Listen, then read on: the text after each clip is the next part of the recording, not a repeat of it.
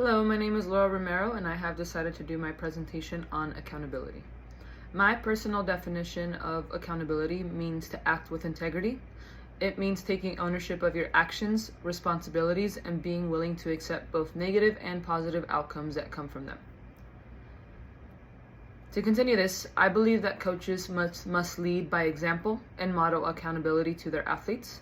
Modeling accountability means being willing to learn from mistakes, following through on commitments, and ensure that they are upholding the standards and expectations set for the entire team. The Merriam-Webster definition states that it is an obligation or willingness to accept responsibility or to account for one's actions. A quote that I have decided to add into my presentation comes from Thomas Paine. It states that a body of men holding themselves accountable to nobody ought to not be trusted by anybody. I decided to add this quote because I believe it represents accountability perfectly. If, as a coach, you cannot hold yourself accountable, players will also not hold themselves accountable, which in turn will create a mistrust between coaches and players and can create a negative environment for athletes and for coaches. A movie scene that I have decided to add into my presentation comes from the movie Coach Carter. In the beginning of this movie, Coach Carter has his basketball athletes sign a contract. Within the contract, it states that these athletes will maintain a GPA, they will sit in the front of their classroom, and that they will follow all the rules and expectations set. In this specific scene, he is confronting his athletes because they are not meeting their end of the contract, so he is holding themselves accountable, and he's teaching them responsibility through consequences because they have not met their side of the contract. Some examples of accountability. An example of an athlete that portrays accountability is the player that doesn't blame others for their mistake, but rather works on fixing it. To continue this, a player that continuously shows accountability shows up, they practice, they're prepared, and they give their best. A player who is accountable leads by example and encourages their teammates to do the same.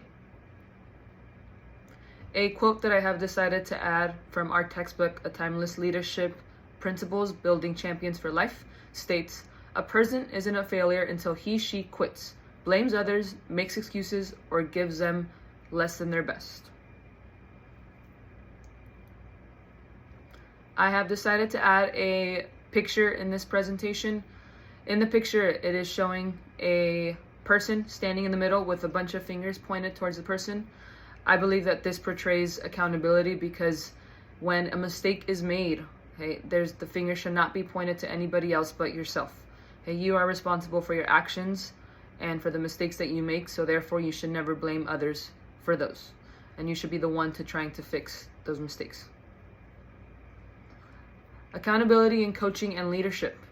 Another quote that I have decided to add from our textbook, Ethics 101 by John Maxwell, states that integrity is the foundation of a person's life and accountability is a cornerstone.